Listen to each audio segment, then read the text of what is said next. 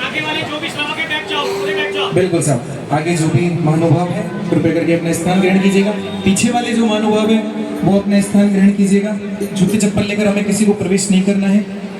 परम पूज्य पधारे हैं, आइएगा, गुरुदेव का स्वागत करते हैं, अभिनंदन करते हैं। एक बार आप पर मिल करके गुरु जी हमारो अंतरनाथ, यहाँ तक मेरे तक आई पर गुरुदेव तक पहुंचानी है। एक बार गुरु जी हमारो अंतरनाथ, क्या बात है, बहुत सुंदर बेटे हैं।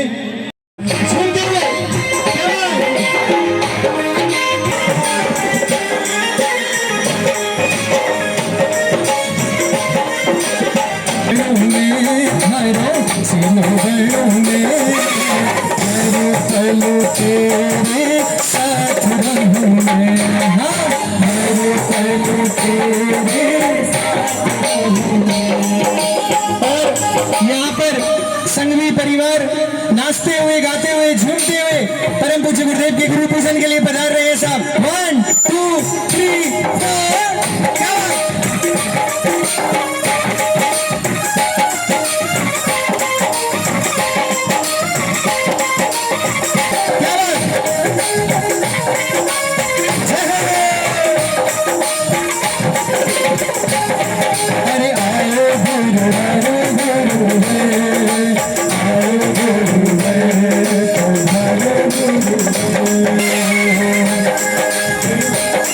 गुरुदेव पधारे, अंगना हमारे खुल गए भाग्य हमारे।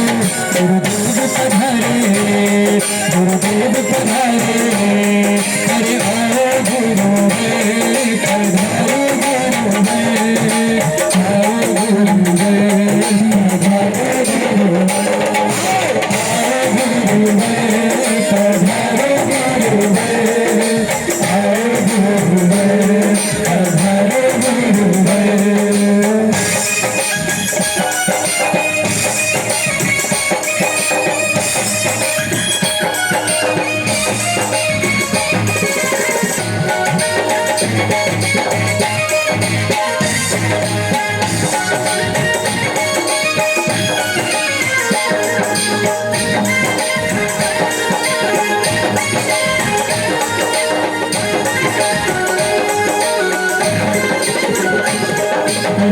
ही पलके बिछाएंगे, आज मेरे घर आएंगे।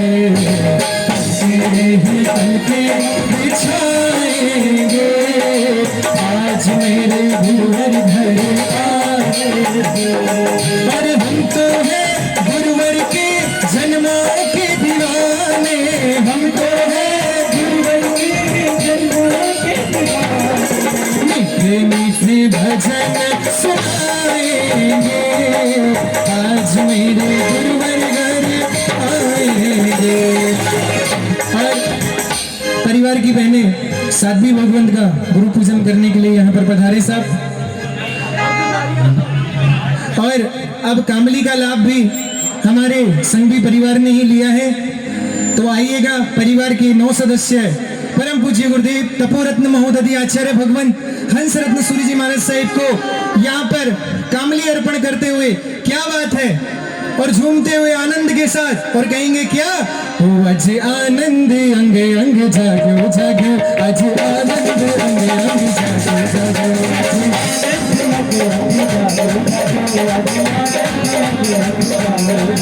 अज आंगन गुलाल रंग लागो लागो, अज आंगन गुलाल रंग लागो, अज आनंद अज आनंद अज आनंद अंग अंग जागो जागो, अज आनंद अंग अंग जागो जागो।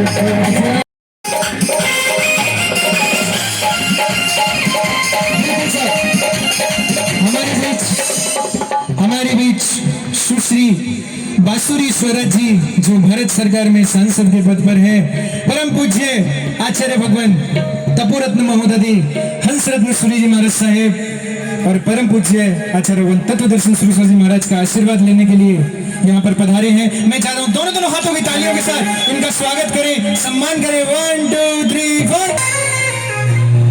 सुश्री बांसुरी स्वराज जी यहाँ पर परम पूज्य गुरुदेव का आशीर्वाद लेते हुए गुरुदेव को वंदन।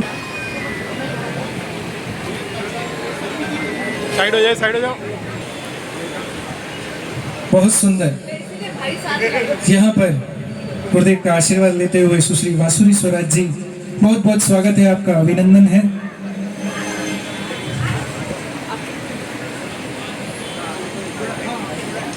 आपसे निवेदन है कृपया करके आप अपना स्थान ग्रहण कीजिएगा।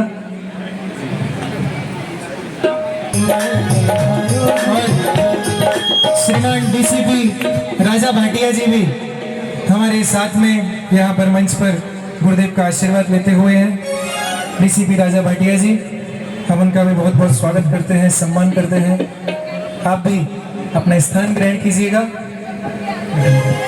बिल्कुल, सदगुरु उदय सिंह जी के शिष्यगण, नामधारी समाज के सदगुरु उदय सिंह जी के शिष्यगण यहाँ पर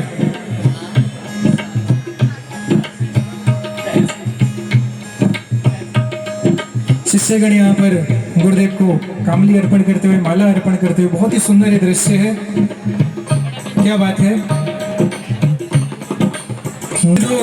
खड़े काके लागू पार, बलिहारी गुरु आपकी गोविंद दियो बताए, लागू पार बलिहारी गुरु आपकी गोविंद दियो बताए। जावाने सया डोर कभी छड़ना मैं कटी जावांगे, सदगुरु में तेरी पतंग, ओ सदगुरु में तेरी पतंग हवा में उड़ती जा।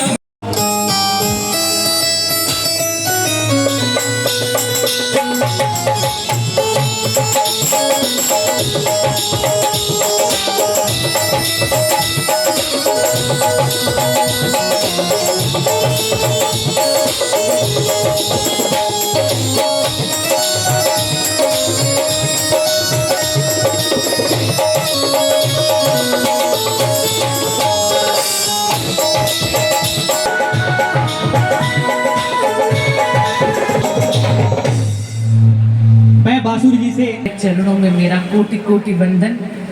इतने बड़े संत महात्मा के समक्ष बोलने के उद्दंडता कर रही हूँ, उसके लिए क्षमा प्रार्थी हूँ। मुनिवर, आप इन शब्दों को शब्दांजलि के रूप में स्वीकार करिएगा। मैं बहुत हो गया जहाँ निरंतर हमारी पीढ़ियां पटानी, हर चीज की एक्सेस, और वैसे भी हमारे यहाँ कहा जाता है अति सर्वत्र वर्जयेत, कि अति किसी भी चीज की बुरी हो। लेकिन आज का युग ऐसा हो गया है कि अगर आप फोन पे स्क्रोलिंग कर रहे हैं तो घंटों स्क्रोलिंग करते जा रहे हैं, वो डोपामाइन में आपको पता ही नहीं चल रहा कि आप इंस्टाग्राम रील्स घंटों देख रहे हैं, कितना स्क्रीन टाइम। अगर आप वाणी की बात कर रहे हैं तो लोगों का ना शब्दों पे संयम है ना वाणी देख सकते। ऐसे में आपका यहाँ पर आना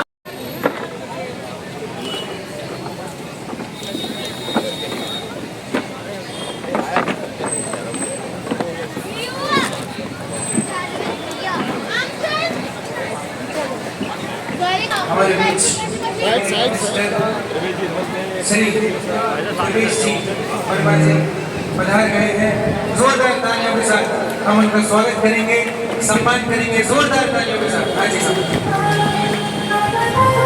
करते हैं कि आप गुरुदेव के चातुर्मास प्रवेश के प्रसंग पर पधारे, गुरुदेव का आशीर्वाद लेने के लिए पधारे।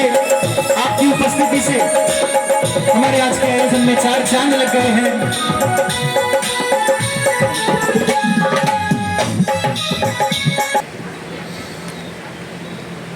चलो 5-10 मिनट का ही प्रवचन बाकी है, बैठ जाइए। आपको आगे आना हो तो संभालने वाले आगे आ जाओ, मैं बाजू में बैठ जाऊँ या तो बैठ जाओ। सेक्रेटरीट में था, अपने ऑफिस में था, तो मैंने कहा मैं तो अभी ऑफिस में हूँ। तो बोले ठीक है, जब हम वहाँ पे पहुँचेंगे आपको दोबारा पूछेंगे। तो मैं अपने ऑफिस में था, आ नहीं पाया। तो फिर अगले दिन दोबारा फ़ोन आया कि हम आपके घर आ रहे हैं। तो आप जहाँ पे रुके हुए थे अणुव्रत भवन में, वहाँ से मेरा घर अगर पैदल चले तो आधा घंटा 35-40 मिनट है। तो आप दोबारा आए चल के। तो मैंने ये सोचा कि फिर से कहीं जा रहे होंगे तो रास्ते में मेरा घर आएगा तो आ जाएंगे। तो बोले नहीं, अभी तो क्योंकि कल बोला था इसलिए आपके घर ही आए। और फिर मुझे उस दिन पता लगा कि उस दिन 38वां 40वां दिन था जब आपने उपवास रखा हुआ है। तो मेरे को बहुत अंदर से अजीब लगा। मेरे को ऐसे हुआ कि आप सीधा चलकर मेरे घर में मुझसे मिलने के लिए आए हैं। मैं कोई इतना महान आदमी नहीं हूँ, आप महान आदमी हैं। मैं आपके पास में जाता तो अच्छा रहता, मगर 38-40 दिन के उपवास में आप चलकर केवल मेरे से मिलने के लिए आए। तो फिर मैंने जब आपसे बात किया तब जो पूरा 180 दिन आपने रखा, कैसे कैसे लड़के से आपने मिला, उसको देखकर फिर आपके मन में आया, तब आपने ये सब मुझे बताया। और ये भी पता लगा कि आप पहली बार दिल्ली में आए हैं और दिल्ली का भ्रमण करना चाह रहे हैं। तो उससे एक दिन पहले राष्ट्रपति भवन देखने गए थे। तो मैंने कहा जब आप आए हैं तो मैं आपको राष्ट्रपति जी से मिलवा ही देता हूँ। तो मैंने सोचा राष्ट्रपति भवन जा रहे हैं तो राष्ट्रपति जी से मिल ही रहे होंगे। तो बोले नहीं, मिल नहीं रहे, केवल देखना है। मैंने कहा अरे आप इतनी दूर से आए, पैदल चल रहे हैं, इतना उपवास है, इतनी महान आत्मा है, तो ये तो राष्ट्रपति जी के लिए भी अच्छा है कि वो आपसे मिले। तो मैंने कहा मैं उनसे बात करता हूँ और मैं आपके साथ चलूँगा। तो मैंने उनसे बात किया, उनके वहाँ पे अपना मैसेज लिखवाया।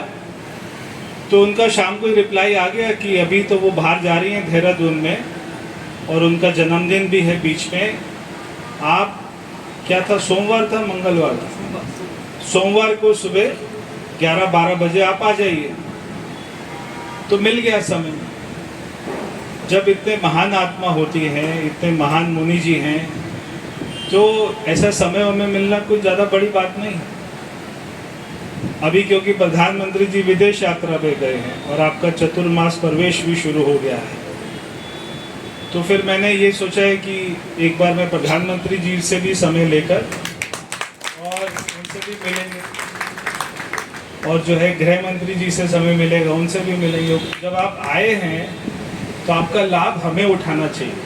कैसा लगा व्यास पूजा पे? राजनीति में आप अलग अलग कार्यक्रम में जाते हैं, लेकिन कुछ अवसर ऐसे होते हैं जहां पर एक ऐसे संत महात्मन के दर्शन करने का अवसर मिलता है, उनका सानिध्य प्राप्त करने का अवसर मिलता है, जो आपके लिए भी, आपकी आत्मा का भी शुद्धिकरण होता है। आप जानते हैं कि आज चातुर्मास शुरू हो रहा है और यहाँ पर मुनिवर आए हैं प्रवेश के लिए।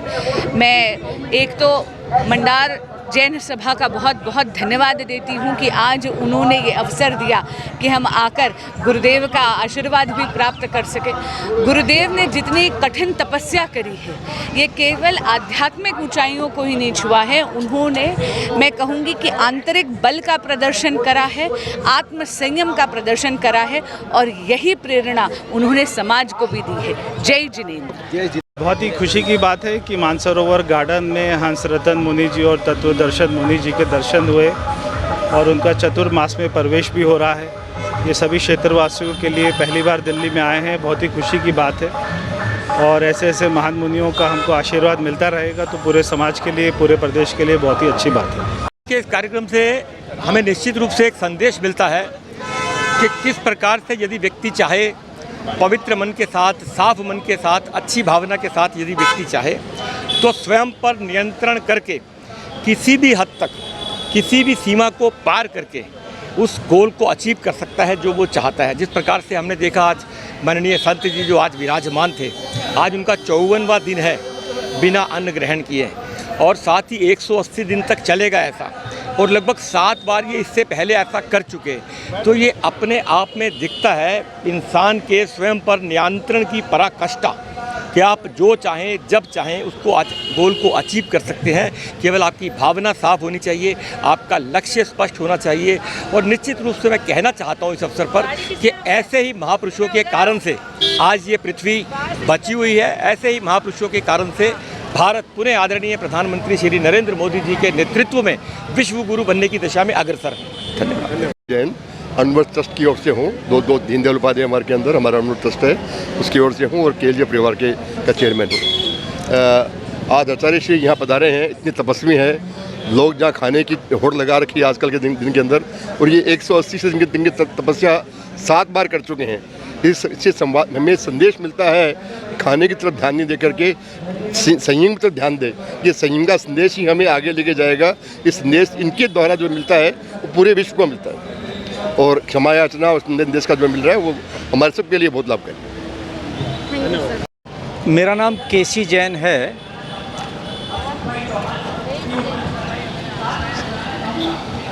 कितना खाया जाए, क्या खाया जाए और उससे हमें क्या लाभ होगा, सारी प्रक्रिया उसके चारों तरफ घूमती है।